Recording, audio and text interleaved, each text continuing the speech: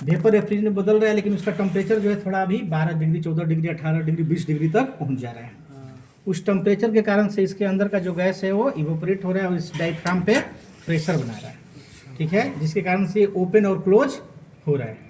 ये जिसका जो वॉल्व है ओपन और क्लोज हो रहा है, यानी कि यहाँ पे हम रेफ्रिजरेंट को सिर्फ हाई से लो में ही नहीं बदल रहे हैं, रेफ्रिजरेंट के फ्लो को भी इससे कंट्रोल करते हैं ना, रेफ्रिजरेंट के फ्लो को भी, यानी कि जितना ज़रूरत है उतना ही। अब टेम्परेचर ज़्यादा है तो ये जो वॉल्व है पूरा खुल जाएगा, पूरा रेफ्रिजरेंट जाने लगेगा। लेकिन जैसे ही यहाँ टेम्परेचर आने लगेगा, इस लाइन का टेम्परेचर डाउन होने लगेगा, यानी कि कमरे का टेम्परेचर अब आ गया 20 डिग्री। अब जितना गर्म रेफ्रिजरेंट आ रहा था उतना गर्म रेफ्रिजरेंट नहीं आएगा। जब गर्म नहीं आएगा तो इस डायफ्राम पे प्रेशर नहीं बनेगा, जो वॉल्व पूरा खुलता था वो धीरे धीरे क्लोज होने लगेगा, यानी कि उतना ही भर रेफ्रिजरेंट जाएगा कि वेपर में बदल जाए। जितना गर्मी है वहाँ पे उतना ही भर रेफ्रिजरेंट जाएगा। मतलब जो स्टार्टिंग में होगा, क्या स्टार्टिंग में, मतलब स्टार्टिंग में यहाँ पे ये जो बाईपास चेंज करेगा फिर तो कम ही करेगा ना, जब टेम्परेचर अंदर का चेंज समझा नहीं शुरू में सर, इससे जो भी टेम्परेचर कहाँ घुमा रहे हैं हम, क्या बोल रहे हैं, इसका बता रहे हैं कि ये रेफ्रिजरेंट का फ्लो कैसे कम करता है। एक्यूमुलेटर क्यों नहीं लगाया गया है, तो एक्यूमुलेटर इसलिए नहीं लगाया है क्योंकि रेफ्रिजरेंट को आवश्यकता के हिसाब से जाने दे रहा है। अगर ज़रूरत तब ना हमारा लिक्विड से लिक्विड वेपर में ना बदलता, जब लिक्विड उतना ही जा रहा है, लेकिन यहाँ उतना गर्मी नहीं है, यहाँ पे गर्मी नहीं है तो रेफ्रिजरेंट भेज ही नहीं रहे, पूरा बंद कर दिए, ना जाएगा ना लिक्विड से वेपर बनने का, लिक्विड का लिक्विड में रहने का टेंशन रहेगा। या ये कंप्रेसर सोलो हो जाएगा फिर से? नहीं, कंप्रेसर इन्वर्टर कंप्रेसर नहीं है ये नॉन इन्वर्टर कंप्रेसर है। इसी को डिजिटल स्क्रॉल कंप्रेसर बोलते हैं। इसी को क्या बोलते हैं, डिजिटल स्क्रॉल कंप्रेसर, यानी कि नॉर्मल कंप्रेसर ही है। ये इन्वर्टर मॉडल का कंप्रेसर नहीं हो रहा है, तो उसको पहला खोल रहा है।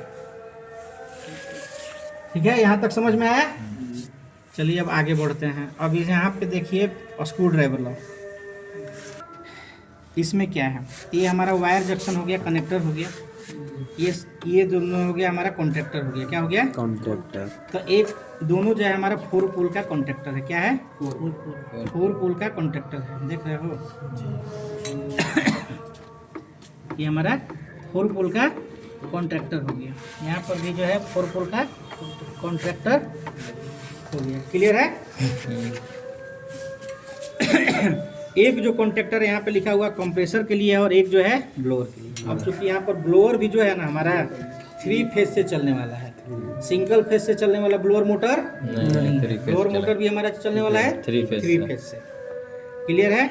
और यहाँ पर जो देख रहे हो इसको बोलते हैं माइक्रो प्रोसेसर कंट्रोलर, या इसको कार्ड भी बोलते हैं, ठीक है, या इसका पीसी भी बोल सकते हैं इसको, ठीक है, पीसी भी बोल सकते हो, माइक्रो प्रोसेसर कंट्रोलर बोल सकते हो, या इसका कार्ड बोल सकते हो। क्लियर।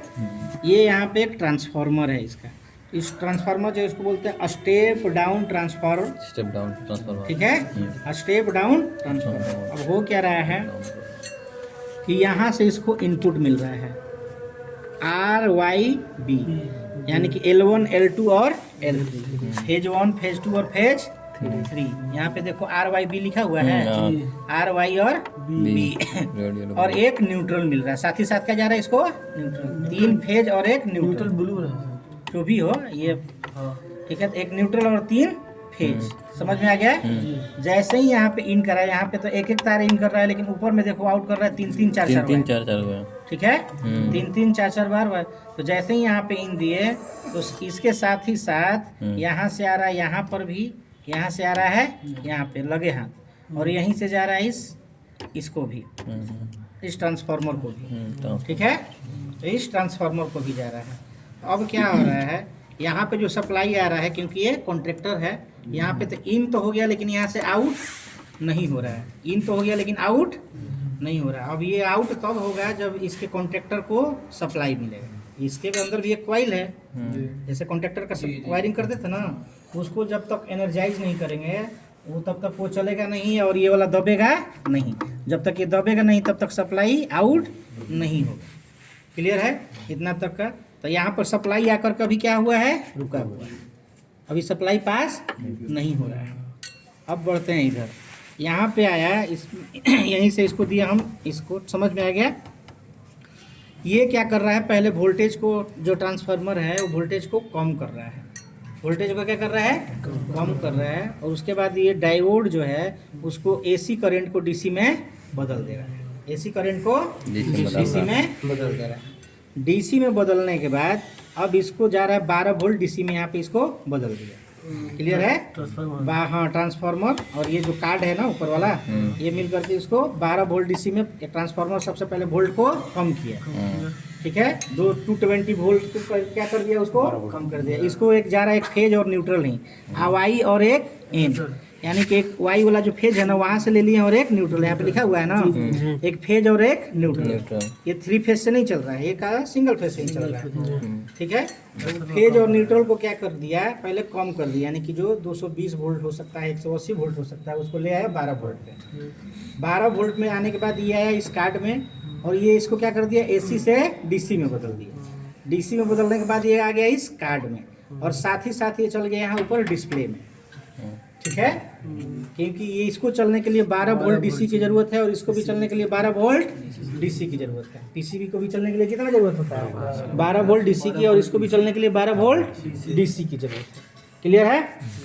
अब आया इतना जब हो गया तो अब क्या होगा, जैसे ही कुछ समय होगा, यानी कि 10 सेकंड 20 सेकंड या 5 सेकंड बाद ब्लोअर को सप्लाई चल जाएगा। यानी कि यहाँ पर जो ना इसके कॉइल को ना, न्यूट्रल तो यहीं से लूपिंग मार के इसको कॉइल को दे देंगे यहीं पे, लेकिन जो फेज है ना वो आएगा एज ए कम्युनिकेशन बन के इस पीसीबी के जरिए। ठीक है, तो इसके अंदर में आ रहा है इसको फेज, और इसको देखो ये कॉइल के अंदर में यहाँ पे है न्यूट्रल और इधर फेज मिल रहा है। ठीक है ना, वो मिल रहा है। जैसे ही इसको मिला, इधर का जो है ना इसका कॉन्ट्रैक्टर आर्मेचर नीचे की तरफ दबा और हमारा ब्लोअर चालू हो गया। लेकिन अभी हमारा कंप्रेसर चालू नहीं हो रहा है।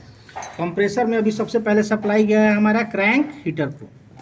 ठीक है, यहाँ से जा रहा है हमारा क्रैंक हीटर को सप्लाई, पीसीबी से ही जा रहा है, पीसीबी इसको सप्लाई दे रहा है।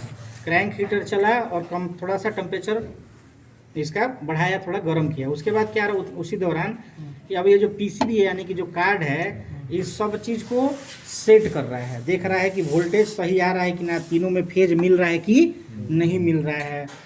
उसके बाद ये चेक कर रहा है कि जितना वोल्टेज होना चाहिए उतना वोल्टेज मिल भी रहा है कि नहीं मिल रहा है, एम्पियर सही है कि नहीं है, टेम्परेचर कितना है, सब चीज़ जब सेट हो जाएगा तब ये 2 से 3 मिनट बाद यहाँ से सप्लाई इसके कॉइल को यहाँ पे पीछे में आएगा। ठीक है, ये देख रहे हो ना, न्यूट्रल और एक फेज यहाँ पे, यहाँ इसको पीछे में मिलेगा। जैसे ही वो इसको मिलेगा, ये भी जो है नीचे की तरफ दबेगा और यहाँ से इसका जो सप्लाई है होते हुए इस कंप्रेसर को मिल जाएगा। कंप्रेसर को मिल जाएगा, हमारा कंप्रेसर चलने लगेगा।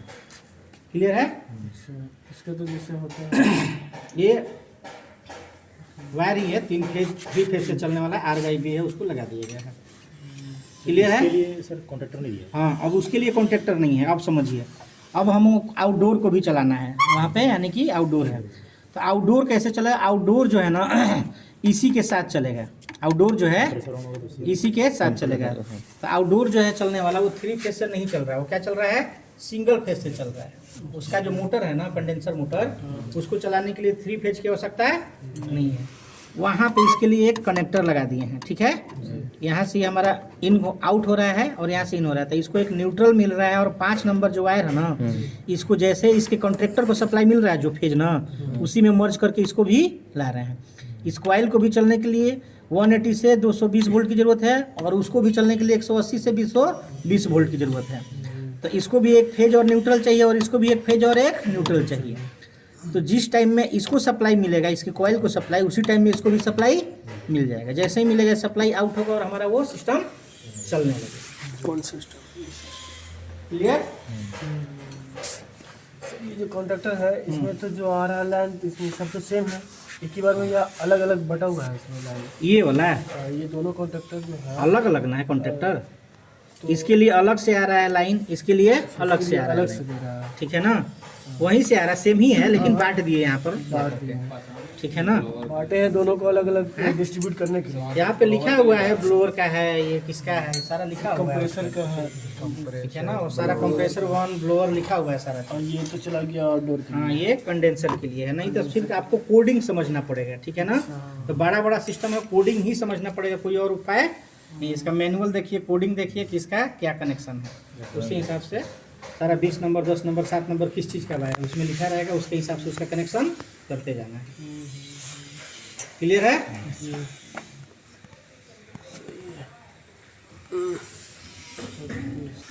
आ गया। इसीलिए मैं अभी ये लो गया इधर